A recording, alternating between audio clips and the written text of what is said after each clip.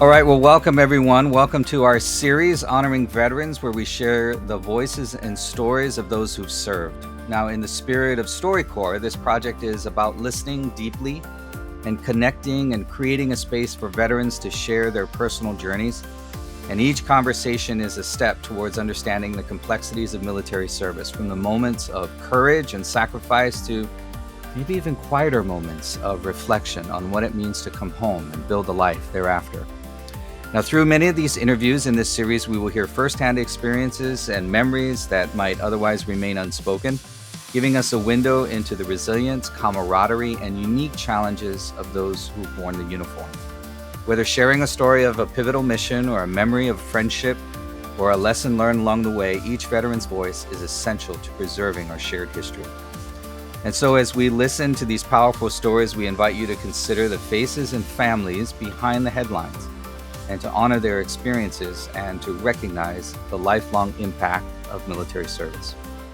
As Reserve Component Transition Assistance Advisors, or RCTAAs, we are here to provide information, direction, and assistance in helping members of our armed forces access their federal benefits and entitlements that they have earned and deserve for serving in our nation's military. If you'd like more information about the RCTAA program, or you'd like an RCTAA to be in touch with you, please click the link below or scan the QR code. We look forward to being of service to you. So thank you for joining us today in this journey to better understand, support, and celebrate our veterans. And here we have today as our guests a father-daughter team, James Smith and Angel Smith. James is a retired Master Sergeant, Army, United States Army, who served in both the Cold War era and in the era of global war on terrorism. Angel Smith separated from the Army as an E5 as a sergeant and served in the OIF/OEF conflict era from 2004 to 2012. So I welcome you both. Thank you so much for being here. It's great to have you.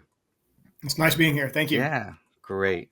Hey, let's jump into some of our prompts here. And so tell me about your, JP, we'll start with you. Tell me about your decision to join the military.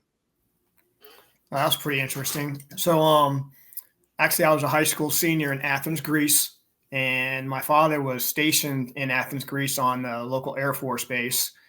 And they had 2 years left on their assignment, and I was getting ready to graduate high school. And my dad asked me what I was going to do when I graduated.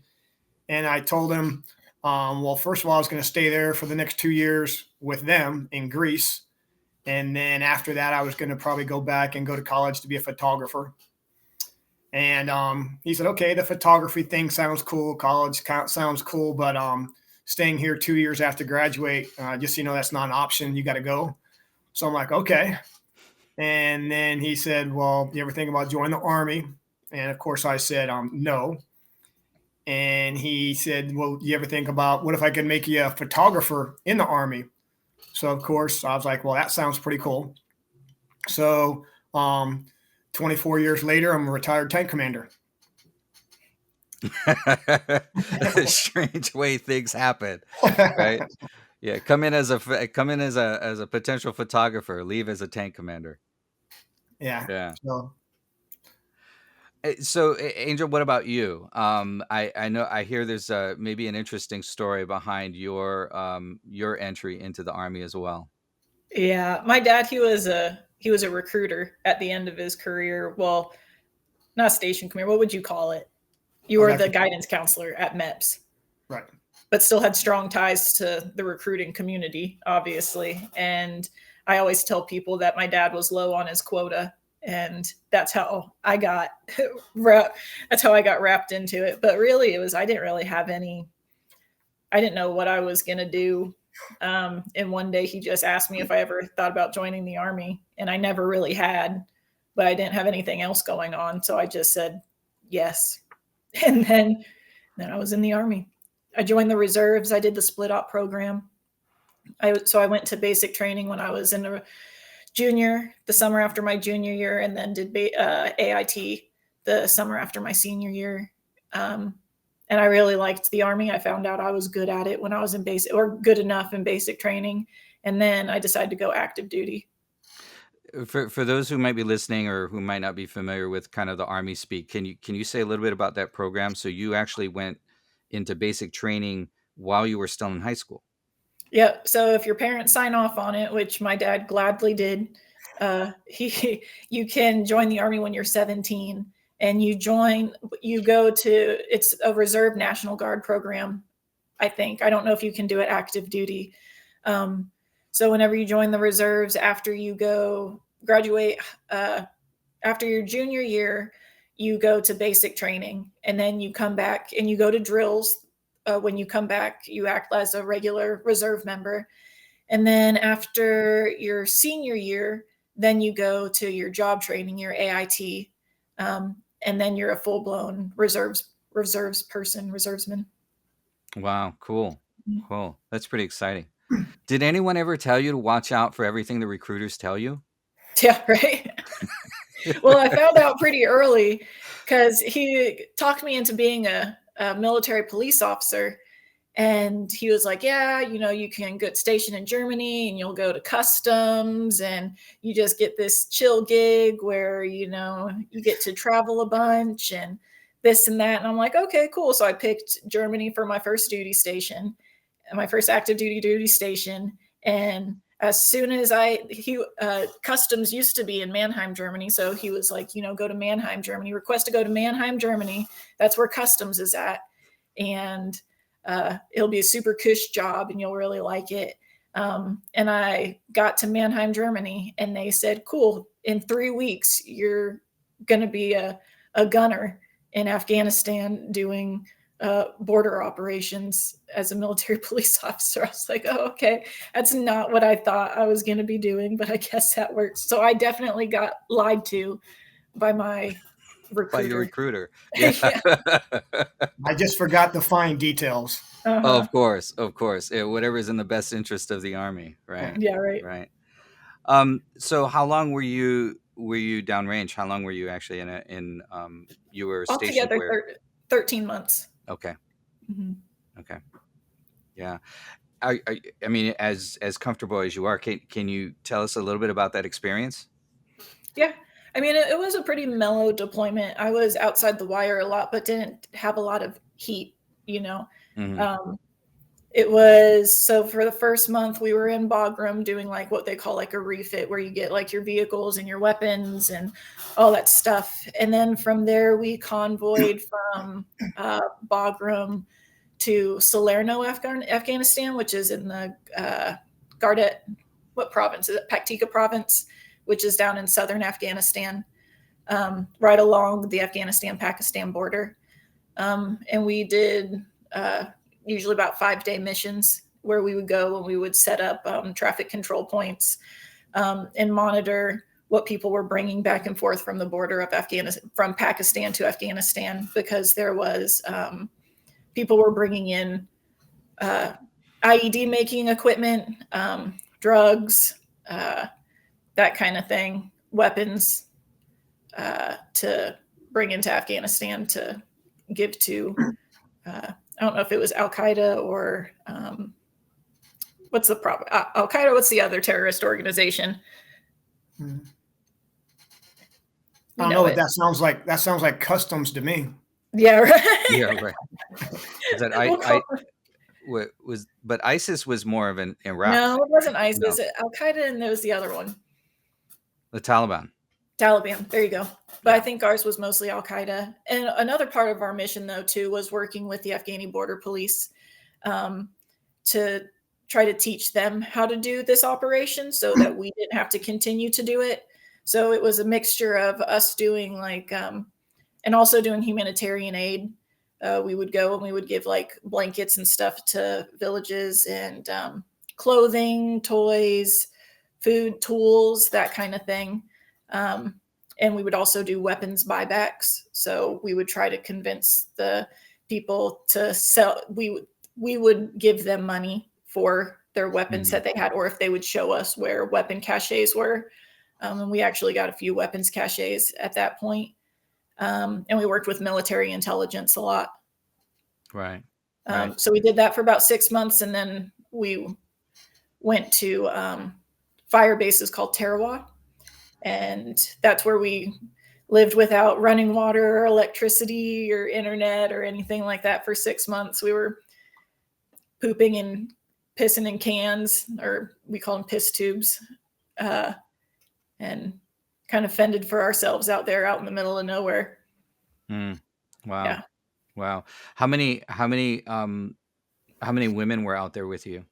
I mean, it's a mix, obviously, a mixed unit, but It was a mix. In Salerno, there were on the base, on the actual base itself, there was quite a few because it was a bigger base. I mean, we were living in tents, but it was still bigger. It wasn't as big bigger. as Bagram, but it was a decent size. So there was a lot of like different personnel and stuff there. So there was a normal amount of females. Sure. Whenever when we were out on mission, there was, I would say there's probably like 2 other females out there with me. Mhm. And then at some points there, I was the only female whenever we were in Tarawa on the fire base. No, I lied. There was the medic. She was out there with us. And then there was like a rotation that kind of went, not just for females, but you would do like a couple months out on the fire base, and then you do like a month at the main base so you can contact family and get internet access and get like mail and stuff. So we would kind of rotate. So it would fluctuate how many women were out there. Sure. Sure. So roughly again, what year was this when you were in Afghanistan? March of 2006 till April of 2007. So JP, what was this time like for you as a dad? I mean, granted, you had you retired by then? At that point, I just retired. Okay. Yeah, so I was at home drinking beer, riding my motorcycle, so it was good for me. Yeah, right. So now, as a parent, obviously being in the military myself, I knew that she was trained, she was going to be taken care of. She was prepared to do what she had to do, and that sounded great whenever you're saying it in your head. And then she went over there. In the first, whenever she deployed, the first couple weeks, like kind of nervous, but still nothing major. But if you remember back in those days, whenever somebody actually died in the line of duty, they would actually put out, one Army service member in the 101st, or one, they would say a branch and a number of service members that died today in Afghanistan. And they would never give the name out because, obviously the family needed to be notified. Mm-hmm. So yeah, the first couple of times that you're watching the news and they say, yeah, there's an American soldier that was just killed in Afghanistan, all of a sudden, I didn't hear from her much anyways, obviously because she was deployed. So yeah, that first couple of months when hearing that people were dying in Afghanistan, and you would like in the back of your mind hope nobody knocked on your door. So right. It was a unique situation. Yeah, that's got to be tough. I mean, it has its moments, right? I'm sure. Right. Yeah. I remember, I mean, from my own experience. So in 2005, I was temporarily stationed at a Landstuhl at the Army Hospital in Germany. And so we were receiving incoming casualties from Iraq and Afghanistan, and during that time. So I our times somewhat kind of not quite completely overlapped, but it is certainly around that era. Yeah, I remember that time very, very well. So what aside from the deployment, where have you deployed to, JP? I mean, we mostly, I mean, as a tank commander, I guess, where were you stationed? Yeah. So deployed? The majority of my time was Cold War, when there was, technically nothing going on. And then when, Desert Storm first kicked off, of course, I just graduated from ANOC, and, the main battle only lasted a couple of days. So if you weren't there, you didn't get deployed afterwards. And then my assignment right as Desert Storm kicked off, for my time, I was on the Berlin Brigade. So I was able to go to. I was actually in Berlin right as the wall was coming down. Mm. So, and then of course my first tour in Germany was in, back in the early '80s. So my time was, border duty in the Fulda Gap. So we would, do the border duty, face to face with the East Germans and the Russians. And then I had a chance in Berlin to be right there with the East Germans and the Russians again. So, yeah, that was my time. Other than that, I didn't do any overseas deployment as far as Afghanistan and Iraq. Say a little bit more about that Cold War time, because I know for certainly many of our service members, right, that are currently serving, we've only known a they or they. I mean, I was in college at the time, and I remember staying. I was here in Hawaii at at time, and I remember staying up all night watching these surreal images of the Berlin Wall coming down, and people, hammering at it in East Berlin, and everything like that. Say a little bit about what life was like at that time, not just in terms of the Berlin Wall, but the whole notion of the Iron Curtain, and the tensions that you kind of had bore witness to while you were there in Europe. Yeah. So, yeah, obviously the newer generation, doesn't understand what was going on, but we, 24/7, we basically manned a border that split Germany in half, of course, East Germany, West Germany. So barbed wire, you know, landmines, all that type of stuff. And we would basically ride our vehicles up and down the border with the Russians on the other side, or the East Germans and Russians. Um, we had very strict controls, like we always do, where we couldn't, point our weapons across the border or towards them. We couldn't load our weapons until a certain thing. But of course, they would harass us and they would point their weapons at us. I remember one time an old Hind helicopter just flew right up above us, and probably 200 meters away, and you could see their main guns just sitting there and playing target practice with us. Of course, not firing, but pretty intimidating to see a Hind helicopter hovering, about 200-300 yards away from you. So yeah, obviously hostilities were much more intense than they are now. So it was never you never knew what was going on, and of course it was the Fulda Gap. So that's, for those that don't know, that's where, if Russia and East Germany was going to attack Western Europe, I mean, that's kind of where they would come. So that's what we trained for all the time. So pretty Mm. interesting. And then going back, 6 or 7 years later, and then going into East Germany. Remember, the border was still up. The border, East German and West German border, didn't come down for years. So to be stationed in Berlin, people don't realize, basically we were on the Russian or East German side of the border, and surrounded, literally surrounded. And there's the agreement in Berlin with Russia and Germany and the Allies was that we could have no more than 100 tanks in the whole city of Berlin. So the north side of Berlin was the French, then we had the Americans, and then the Brits, and each one of us had 33 tanks. So we had 100 Allied tanks surrounded by, I think it was 32,000 East German Russian tanks. So it's pretty intimidating. I'll say, yeah. How long were you in Europe at that So the time? first time I was there, just about 4 years, and then the Mhm. second time, 3 years. So while I was over there, we actually deactivated, after the wall came down. We deactivated about a year and a half later, and then I spent the last year in Schweinfurt. So I spent the full 3 years and then came back. Okay. So Okay. 7 years total. Wow. Wow. That's quite a bit. I want to kind of step back. I mean, please feel free, share, any more stories about your experiences overseas or even domestically. We'll talk a little bit about that now. So, how about it? Wherever it is, it doesn't have to be that you were deployed or anything like that, but it could just be domestically. What was there a particular moment or an event that in your career that changed how you view your role in the military? Now it's a big question, but was there a moment or event that changed how you view your role in the military, whether it be your particular job that you had there, or your perspective on your military service? I don't know, who wants to go first? Angel can go first. Okay. I would probably say it was, I would say a couple different times, but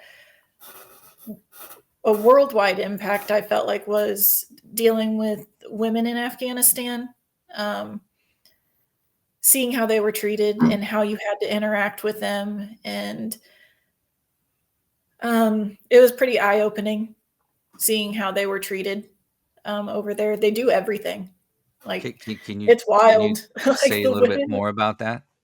yeah, the women in Afghanistan, like they're the ones taking care of the kids. They're out in the fields, they're picking like the crops, they're making the food, they're doing everything. And then you see like you always just see the guys just kind of squatting around.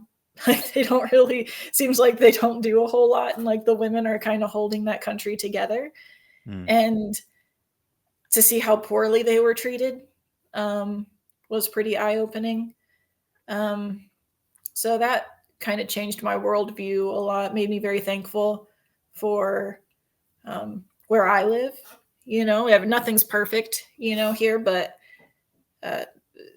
to see how other people are treated by their own family is and a whole, you know, and it's just part of their like belief system is pretty eye-opening. Probably the other big thing that kind of changed changed the view of the military? Yeah. Yes. Was being a drill sergeant and like seeing new soldiers come in and seeing how they carry themselves whenever they leave versus how they carried themselves whenever they came in, and being like a big impact on someone's life, even though you don't really feel like it at first. Like you just feel like you're there kind of yelling at people, you know, teaching them how to do even the most basic things. But it was really cool to teach these young soldiers things that they didn't know they were good at, you know, where they realize they had strengths that they didn't know that they had. Or, you know, sometimes you think you're really good at something, it turns out, or you want to be really good at something and you're not that great at it. And then, so you think you kind of suck at the military, and then it turns around. There's like this whole other skill set that you have to have, and you discover that about yourself. So it was really cool to kind of guide these soldiers into figuring those things out about themselves. That was pretty cool. Do you have a recollection of a particular soldier that you helped or walked through, kind of basic, or you know, as a drill instructor? There was a few that pulled at Okay. my heartstrings. Yeah, there was one. It's I mean, hard to. you don't It's have to name names, of course, but oh, I couldn't tell you their yeah, names anyways. They all yeah. kind of blend together. Um, they're when you're a drill sergeant, you're supposed to be pretty rough. Not, you know, you're just rough around the edges, but sometimes you kind of have to loosen up a little bit to, you know, really get these soldiers to like open up and um, realize that they're capable of doing things. You kind of have to pull back that mean, gruff kind of thing and really kind of just get down. And there was a soldier who could not shoot. They just couldn't. They were terrible. They were terrible at shooting. They had these big old BCG glasses that made their eyeballs like super tiny. I wanted him to go and say, like, can you go and get your prescription fixed? Maybe they can make your eyeballs bigger, like get the opposite direction. So it's like your eyeballs were bigger so you can see the targets better. They were so bad at shooting. And I could have just yelled at him until he figured it out. And then that obviously wasn't working from any of the other drill sergeants. So I was nice to him. and he was so you have a spotter. Like usually you're laying on the ground shooting, and then there's someone who's also another private that lays down next to you. And, you know, they tell you, okay, watch your breathing, watch your trigger squeeze, watch like all these different things. And he just wasn't able to get a partner that really was able to tell him properly how to do these things. I mean, it's another private that does, it was like the blind leading the blind. They don't know what the hell they're doing either. So I got down there and, just talked him through it, and he ended up qualifying after a few tries. We won't say how many tries it took him to qualify, but he ended up finally qualifying. But I kind of had to let my guard down a little bit and talk to him more as one-on-one, because I'm considered, in that I'm not an expert shooter by any means, but I'm considered an expert to them. Like, they trust that I know what I'm teaching them. Right. So I had to kind of take that in consideration, and he really trusted me. And whereas I don't think he trusted the other like spotters that he had, and we were able to get him through it. And from that point forward, he had a different like pep to his step, and he was able to like carry himself, in a different light. Because when you can't qualify on your weapon as a private, you feel that, there's only so many things that you have to do. Like, you have to pass a PT test, you have to qualify on your weapon, and, and not screw up so bad you get kicked out. So something, he was pretty defeated in that point. So it was nice to see him like, be able to hold his head up a little higher. And all the other events that he did from that point forward, he did really well in. So that was nice. I enjoyed that. Wow. Now, as a drill instructor, so much of our image of TIs is, with the big Smokey Bear hat and the, and you're always speaking, with the volume turned up to 11, and that kind of thing. Was that hard for you? I thought it would be, but as soon as I put that hat on, I got into character pretty quick. Really? Yeah.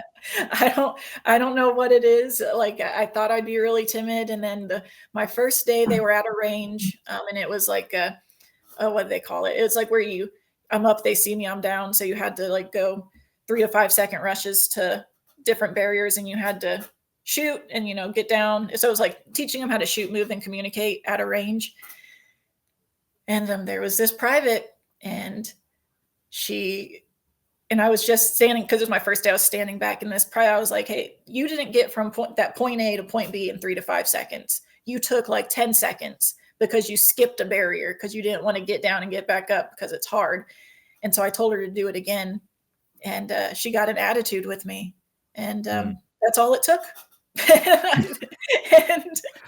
and it kind of came pretty easy, surprisingly. Yeah. And from that point, I didn't really have an issue with it. It was harder probably to turn it off when I was in public. I had a person in McDonald's, I was in line, and in basic training, you can't say yeah to a drill sergeant.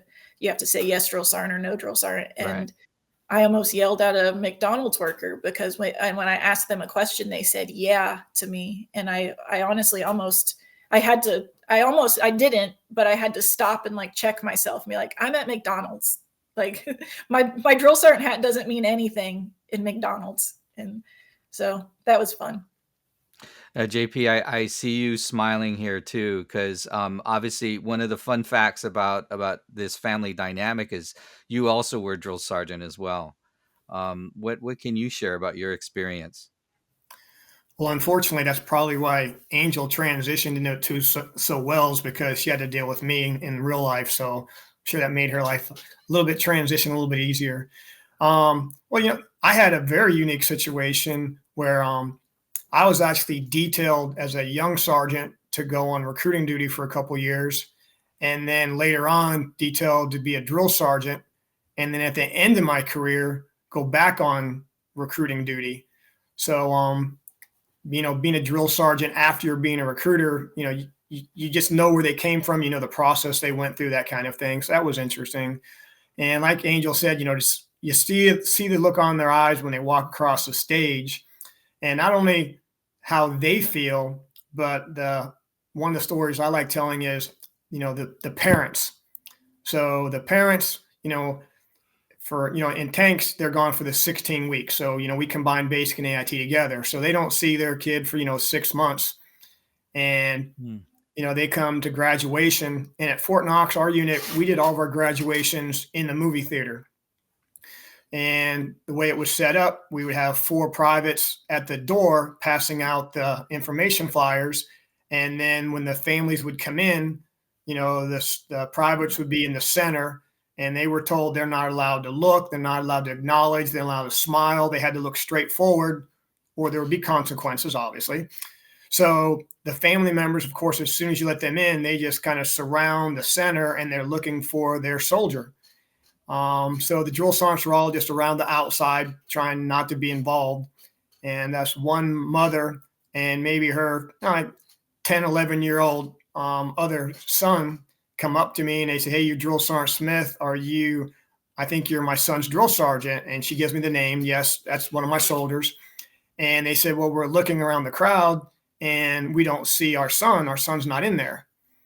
So whenever she tells me what her son's name is, it's interesting that he's one of the people out front that are passing out the flyers. And of course, those 4 soldiers are definitely told not to acknowledge anything, no talking, no fraternization. They just pass it out and hand it out. So I asked her which door she came in, and coincidentally, she came through the door that her son was passing out the flyers. And her son was so disciplined, he never even acknowledged that it was his parent. And he had lost, I think it was 65 pounds.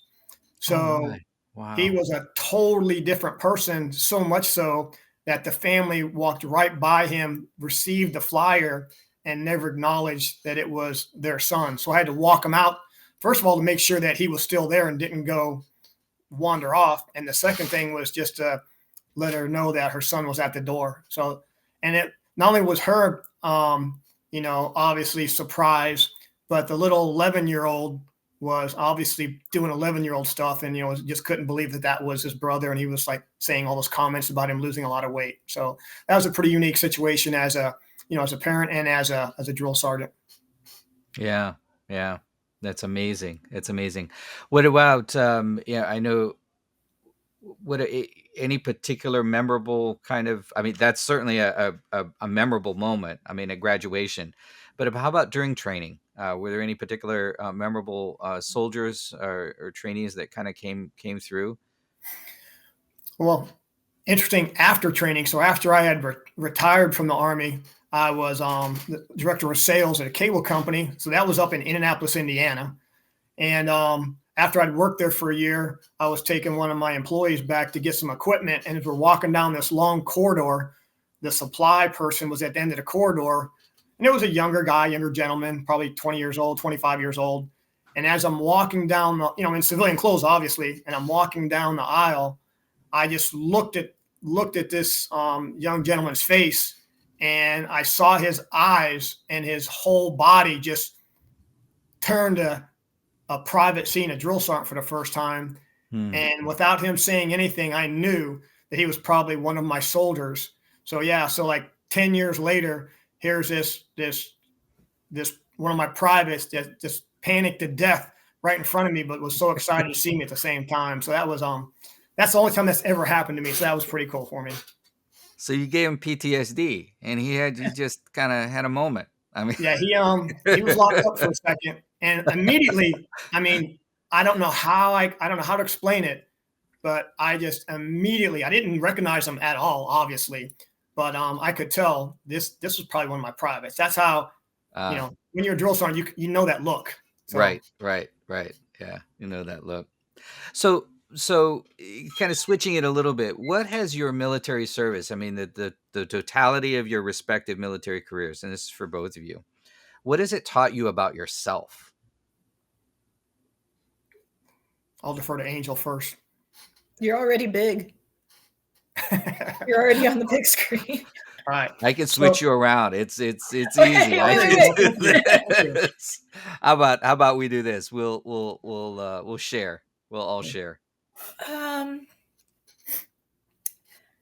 How can you repeat the question? So what has your military service, what have you learned about yourself through your military service? I learned I like to problem solve. I kind of like being in really shitty situations and like trying to weasel my way out of it.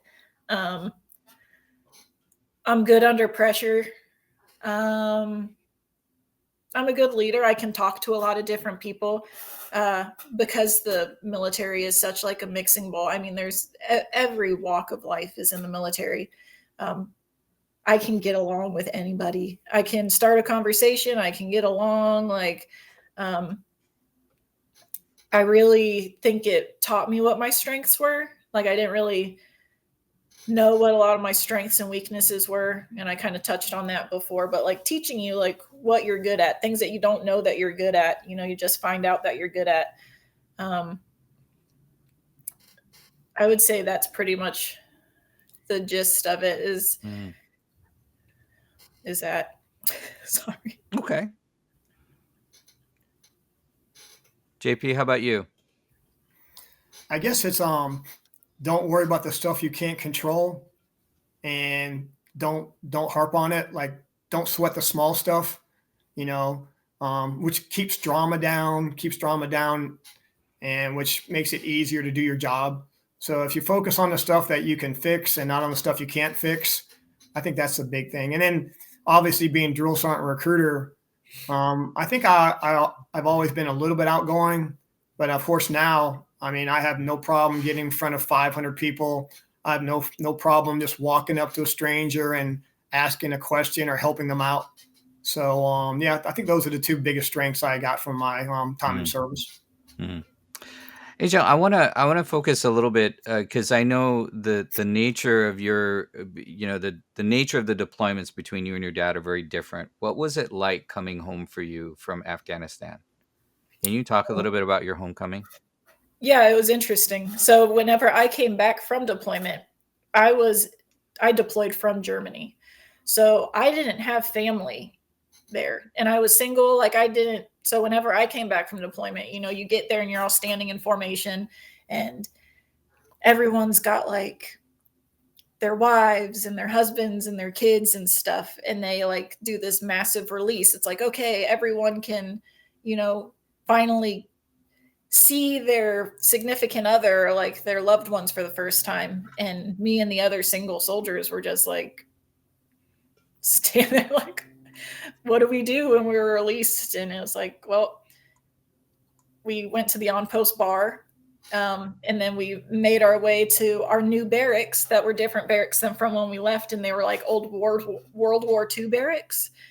We found out that that it was like community showers, obviously male, female, but it was like community showers. We had to like bunk with, it was almost worse living conditions when we came back to Germany than it was in Afghanistan.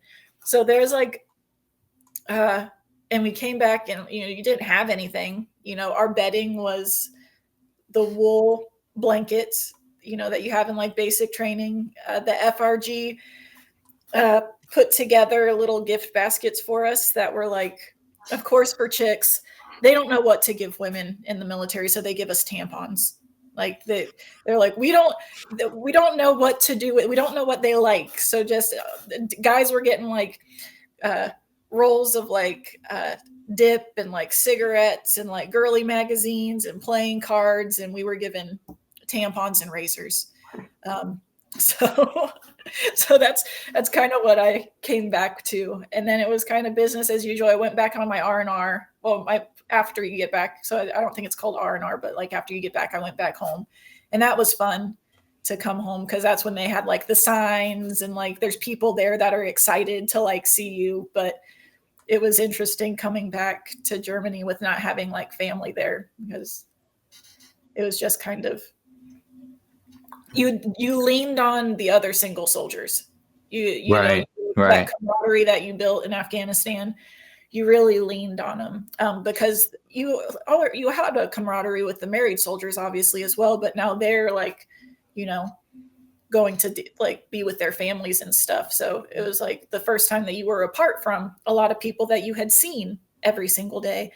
And then also being a military police officer, coming back and then having to patrol the base, and then going to domestic disputes between the people that you deployed with and their lives. Mm-hmm. That was a hard thing, because you're like, this guy, he's super nice. Like, what do you mean he just threw a liquor bottle through your windshield? Like, what do you like? You know what I mean? So it was like, how their home life was totally different than their deployed life. And I would even say sometimes their personality was a lot different than their civilian or their stateside personality, and how they interact with each other and their loved ones. And so it was interesting.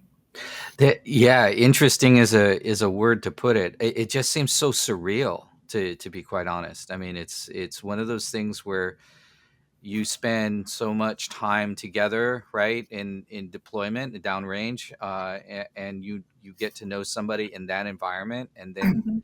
you come back to something that is more typical for military life. Granted, you're right. I mean, granted, you kind of got put in sort of barracks that Sucked. sucked. I You mean, I could don't know say whether any other way to say that, right? The barracks that suck and are, and now you have to go back to work. I mean, and do your kind of your regular shift. I mean, yeah.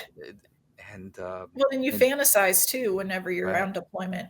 Like, you're like, it's going to be so great when I get back. All these things are going to be happening, and I'm going to be able to do this and do that. And like, you kind of build up this whole thought, this whole fantasy, for lack of a better words, Mm-hmm. of what it's going to be like when you get back, because you've been separate. What I was so separate, I didn't know that Britney Spears had shaved her head. I didn't know who won the Super Bowl. I didn't know, like, all these things that are going on. And then all of a sudden, the only news I got was the Stars and Stripes every once in a while, and even that was pretty rare, to be so disconnected, because we didn't have the internet. This was back in 2006. Like, to have the internet, we didn't have cell phones, that you could call regularly on. We didn't have the internet. We had a sat phone that maybe you might get to use every once in a while.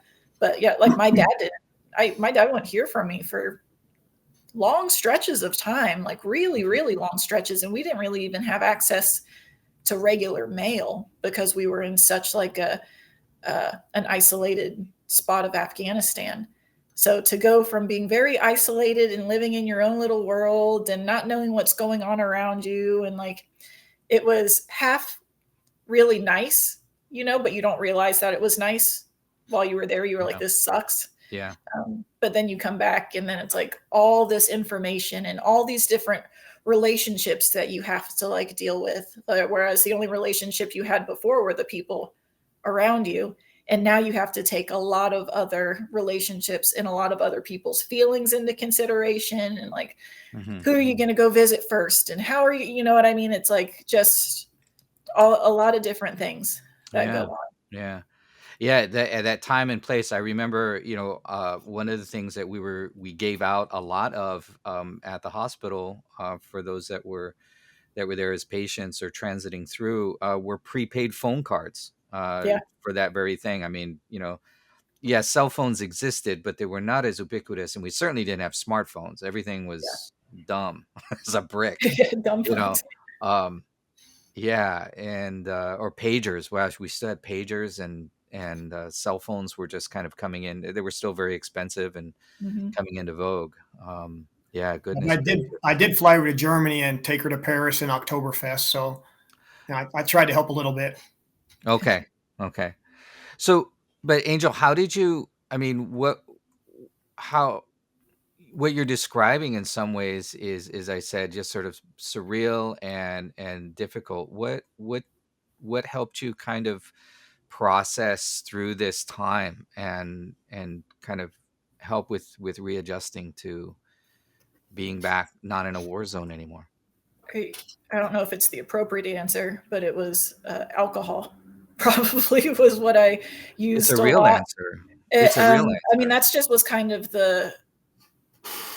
what everyone really did. I mean, that was just the culture, I think, then too. I mean, we didn't, but again, we didn't really have like a hard deployment. We were separate. We were isolated. We didn't have like amenities and stuff, but we didn't really have like, we weren't getting in firefights. And I mean, we had a couple IEDs, but no one really got hurt. It was a pretty mellow deployment. Um, So really, I mean, when we got home, it was like we were just with all of our buddies and we weren't allowed to like drink that whole time we were there or party or anything. So we just kind of really let loose and just got to you leaned on the people that you deployed with. But then that kind of sucked because those people, they eventually left, like they would leave because, they had to PCS, they had to go to their next duty station. So I think once those people that you had always around you for the past 2 years, start to leave, then things kind of started getting a little more real and you had to, you know, reach out to other forms of support, through, you would always have counselors come in and talking to you and stuff. And so it was that, but mostly it was leaning on the other people that were in your unit with you. Right. Was it still even harder when you came back to the States? I was glad I came back to the States because I mean Germany's great. I love Germany, but you miss a lot of the American way of life, the conveniences of America and stuff. So I really enjoyed coming back stateside. Stateside was nice. I got stationed in Washington, D.C., which was killer. I mean, the job sucked.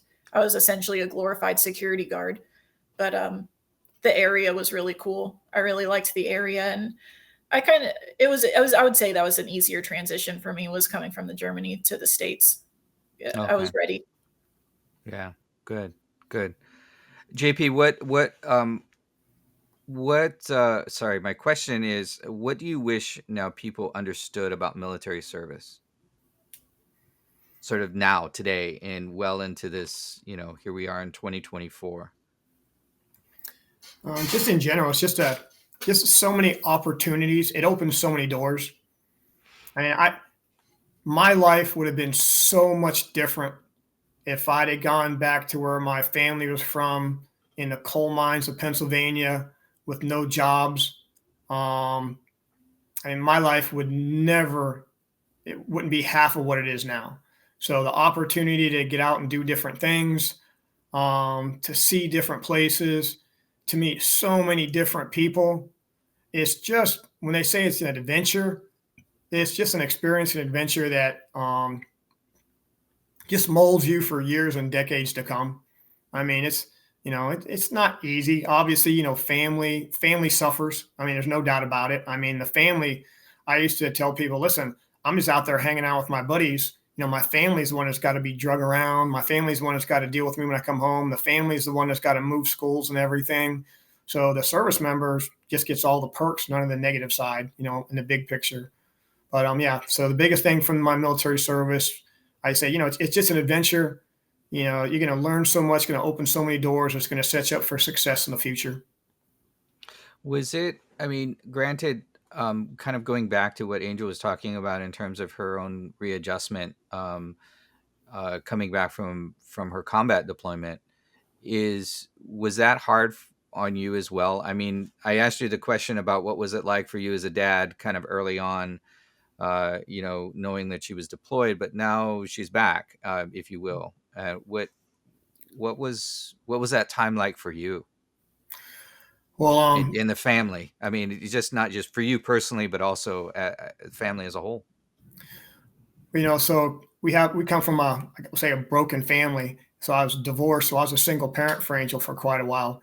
And so, that made it more difficult on her. And then, like she had said, who do I go hang out with? Who gets this time? Who gets that time? Then sisters moved all over the place. Everything is just, she had to readjust. For us, we tried to accommodate her, but she's, as you can tell, she's a pretty strong person. Now, she definitely got more independent. She definitely does not like dad's input, that's for sure. So I had to get used to her not being, quote, my daughter, and her being, we'll say Sergeant Smith versus Angel Smith. So yeah, I'm still working on that part. I shudder to think whether or not the recruiting pitch would still work in this period of time. Okay, no comment from the gallery. But yeah, Angel, how about you? What do you wish people nowadays would know and understand about military service? It's a huge sacrifice. You sacrifice a lot. Um, I don't know if I would have been able to do it with a family. Like I have a kid now, I have a 2-year-old and I have a husband. And if I were to ask him to do the things that, a lot of military spouses have to do, I don't know if, it's wild, or even to think about going on a deployment and being away from my son and my husband for a year, for 13 months, and not be able to talk to him regularly. Um, that's a big sacrifice for everybody, but there's a lot of sacrifice that goes on. There's a lot of, but I think that right now, I think the military has a little bit of a negative kind of vibe to it. Like I think we're at a point where our country kind of doesn't. I feel like it used to be, if you were in the Army, or in the service, like it was very respected. Like it was a very respected thing. And now I don't think that it's as respected as it used to be. And I'm not saying that we deserve like the utmost respect for what we've done, but I think most people go into the military wanting to improve the world. And I think that there's kind of like a bad kind of veil over the military right now, where some people think that, we're not like, we want to go out and like kill bad guys or like do all this stuff. But there was so many things that happened in Afghanistan that helped individuals. When we did those humanitarian aid like things, like we were helping children put clothes on their backs for wintertime. Like we were giving tools to people who didn't have the ability to have tools, that were very constrained on who they were allowed to talk to because of the terrorists that were involved in their towns. Or if we talked to them and did like a weapons buyback, or they took some of that humanitarian aid from us, that village would sometimes get punished by the Taliban for interacting with us or taking, aid from us. And we didn't want that to happen, and that weighed pretty heavily on us. And I would say that most people who join the military want to improve not only the world, but also improve their own personal, where they're at in life. Like I joined the active duty. So I was reserve and I joined active duty because I got fired on my day off from Texas Roadhouse. Like I got fired on my day off from Texas Roadhouse. I got drunk at a company softball game. And I was all of 19 years old, and I was definitely not supposed to be drunk at a company softball game because I was not of age. They fired me the next day, and I was like, what am I going to do? So I was sitting in the parking lot at Red Lobster, getting ready to fill out an application to go be a waitress at Red Lobster, which I love Red Lobster, but I didn't want to work at Red Lobster. I wanted to improve myself. I wanted to improve my situation, and I wanted to go do something. I didn't want to stay in the east side of Indianapolis. I didn't want to work at Red Lobster. I didn't want to do these things. I was like, well, here's my opportunity to just say, the hell with it. I'll go active duty. And it was a really good, and I liked it. So yeah. What about your decision to separate from the military, to transition back to civilian life and hang up your uniform and leave that behind? What was that for you? I think because I was a military police officer, it was a lot of shift work. So I had no freedom. And shift work in the military, at least in the Army, I'm sure it's better in other branches, but shift work in the Army, there isn't like, oh, you work 4 days on, 3 days off, or, you only work 40 hours a week or any of that. It's like, no, there was a point in time where I worked 15 days, 12-hour shifts, where they would move me from day shift to night shift in the same 24 hours.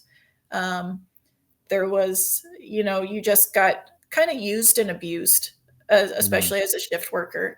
And being single and not being married or having kids, when it came to weekends and holidays, you definitely weren't at the top of the list of getting any of that time off. So it was shift work was a big one. And then going from being a shift worker to drill sergeant, where you were just working all day, every day for months straight. I mean, just not being able to have like control over your life is what I felt like. I didn't have any control over my life, and I wanted control over my life. So even though a lot of people, my father included, were not very excited about the fact that I decided to separate from the military, I did it, and it sucked at first. I enjoyed it, but it was hard transitioning. I'm glad that I did get out, but it was difficult when you got out. It sounds like it was a right decision for you to make at that time in your life, right? Yeah. If I wasn't a shift worker in the Army, there's a pretty good chance I probably would have stayed. If I wasn't military police, I probably would have stayed in longer. But it was the shift work. I'm not a shift worker. I guard my nights and weekends pretty well now. Yeah. JP, how about you?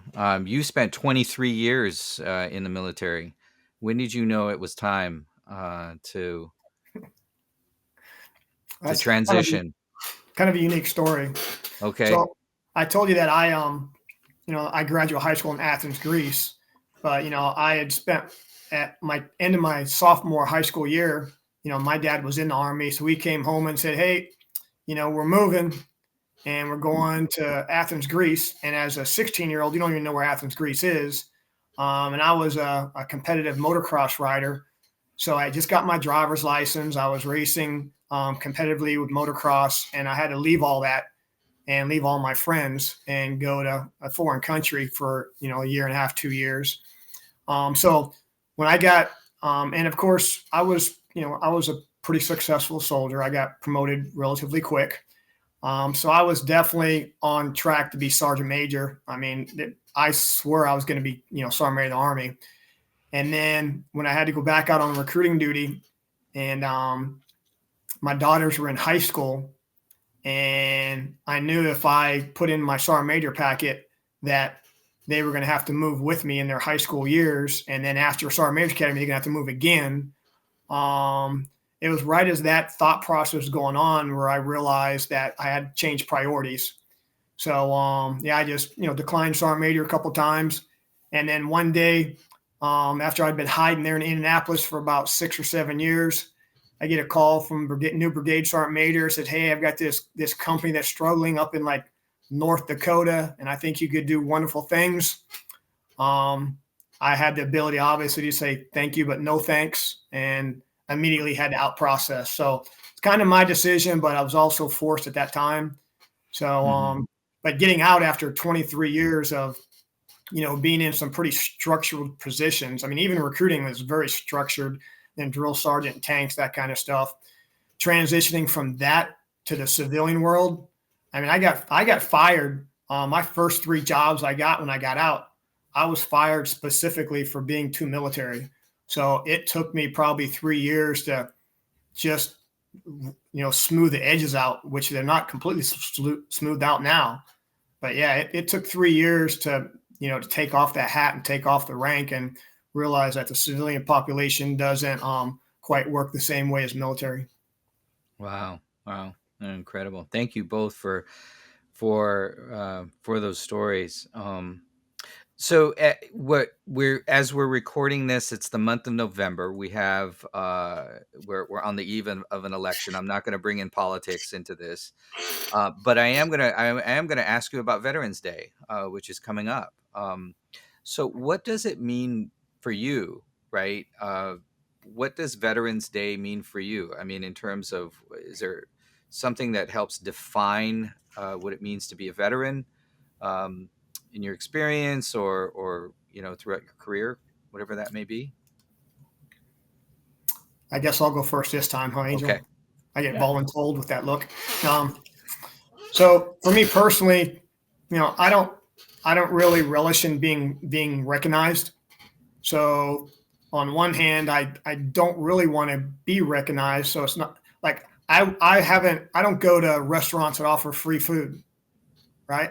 And if I do happen to go someplace that offers some kind of free food, whatever my bill would have been, I immediately give that as the tip to the waiter. Um, so, but yeah, I mean, Veterans Day, obviously, it's just a chance to see some of the other people in your community you may not have known that have been veterans. Obviously, people come up and say thank you for service, which is great. But I try to keep, Veterans Day is just low profile and just think about, think about those other veterans. I do have two of my soldiers that, didn't make it back. So that's really, if I was going to say what I think about, that's the day I definitely, ponder those two guys. Mm-hmm. Thank you. Angel, how about you? I definitely partake in the Texas Roadhouse free dinner every Veterans Day. But usually I don't get thanked for my service. My husband does, even though he wasn't in the service. So that's generally my Veterans Day, is my husband getting thanked for serving. Because I drag him along to all the different places. I get my free ice cream cone and my free donut, and let him be the veteran for the day while I'll just kind of tag along. That is interesting. So how do you respond to that phrase? I mean, we often hear a lot, right? Thank you for your service. Hopefully it's directed at you, appropriately, Angel. But how does it make you feel? How do you respond to that? I usually say thank you for your support. That's generally what I say. Mm-hmm. If someone says thank you for your service, I say thank you for your support. And if they want to talk about it, they can. It's usually the people that thank me for my service are usually wearing like a Vietnam hat. And I'm like, don't thank me for my service. Like, you went through way more than I did. Like, I had to piss in a can for a few months, you know what I mean? And not to like minimize anyone else's service, but Vietnam went through, previous wars went through some pretty intense things. And so I always feel like if anyone should be thanking anyone, I should be thanking them more than them thanking me for it. Mm-hmm. JP? Yeah, I just get uncomfortable and just say, thank you or you're welcome, and change the topic. Okay. Does it make you feel slightly uncomfortable? Yeah. I mean, Yeah. Oh, sorry. Yeah. If you're asking me, yeah, I feel uncomfortable. Or you're asking Angel, sorry. No, I was asking you. Yeah, I don't feel like, I mean, I was just out there drinking beer, doing my job and having fun, hanging out with my buddies. So, I mean, yeah, I didn't do anything special. So I kind of feel guilty when they thank me. Fair enough. Yeah. I definitely think our military service, takes on a number of different shapes and forms, right? Depending on when we served. We can't help what was going on in the world when that was there, but you did your part to help, again, be an instrument of national policy, but also, right there, really on the front line of that great conflict between the East and the West. I know we call it the Cold War now, but I mean, you were there, and I was not in the military at the time, but certainly, definitely remember that time as being fraught with anxiety and tension, over what was going to happen next. Even here in Hawaii, um, although we didn't have nuclear drills in school, it was nonetheless part of the topic of conversation in terms of civil defense and, do you know where your fallout shelters are, and all of these kinds of things. So, but Yeah, thank you. NBC training was totally different back then. You took that really serious. Right. Yeah. And I mean, there are people that are going on deployments that maybe aren't out there on the front line, and then they ask me if I have a deployment, and of course their definition is no. Face to face with a couple thousand Russians and a couple thousand East Germans on a day-to-day basis for 3 years. It had its stressful moments. Exactly. Yeah. No doubt. We didn't actually touch on the fact that you are all part of a very long extensive kind of network among those that have served in the military. So you both have mentioned that JP, it was your father that was a Vietnam era veteran. Is that And correct? he did 29 years and 2 tours in Vietnam, 2 combat tours in Vietnam. Okay. And then I And have my then sister who was a Army nurse, and then my 2 little brothers were both in the Army, and then of course Angel. okay. Yeah, my Wow. uncles, they were in, my uncles and one aunt was in Desert Storm. Oh yeah.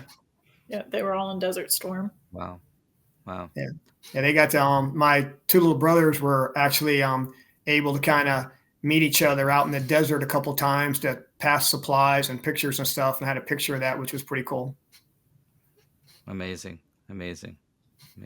Yeah, our one uncle, your Bobby, he was special. Was he special forces? He He was was assigned to Special Forces. He's a assigned to air special. traffic controller for the 82nd Airborne for like 20 years. So I think he has like 5 or 7 combat tours. He did some stuff with the Special Forces in Panama that, of course, didn't recognize till later. Yeah, he's got combat jump. He's got the combat jump wings. He's the Rambo of the family. How has I want to kind of switch gears and we can talk shop here as transition assistance advisors. So you both work as transition assistance advisors, helping service members who are currently serving, as well as those who are retiring or separated from military service. What has being a veteran and gone through the your own transition process, but also the experiences that you've been through in your military career, how has that helped and supported you in the work that you do in working with other veterans? I'll go. I leaned extremely heavily on the transition services. Um, Getting my disability done was huge for me. I mean, the education, trying to convince these soldiers that are still in the military, like the National Guard. I work mostly with National Guardsmen. That's what's the only ones that are in my area. Um, Getting them to use their education benefits while education is paid for. I don't know. It's harder than it sounds, but having them use this, because you're not going to be in the military forever. And it's like to use these benefits that you signed up for. It's not. Sometimes they think that it's they're taking away from somebody else by using these benefits. It's like, no, you signed on the dotted line and you served your time, and the agreement was that you would get education and taking care of your health taken care of at the end of that.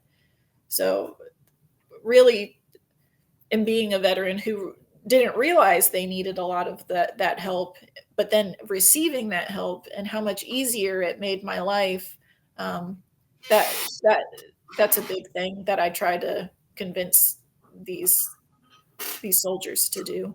Mm.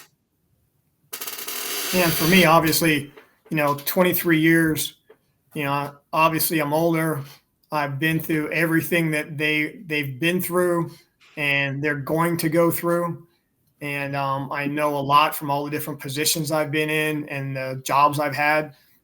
So just being able to help them transition through all those different points, whether it's ETS, medical separations, deployments, or retirement, it's just so gratifying whenever you just help them through a spot. It may not be a difficult spot. It's just a transition. So yeah, just being around the block and being in for so long, I'm able to relate and answer a lot of questions that maybe some other people can't answer. Cool.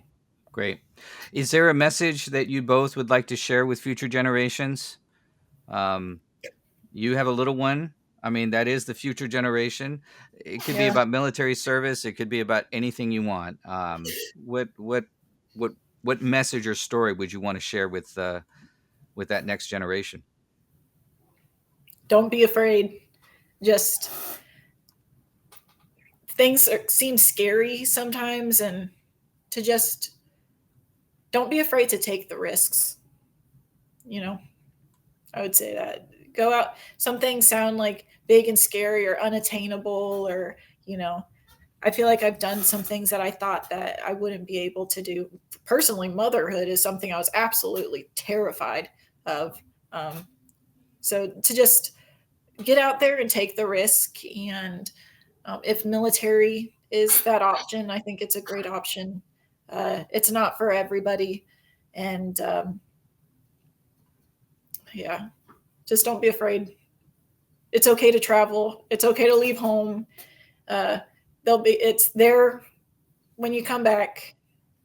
Just get out there and do the things that maybe seem scary, but especially when you're young, you can make all these decisions. Be selfish in the beginning of your younger years.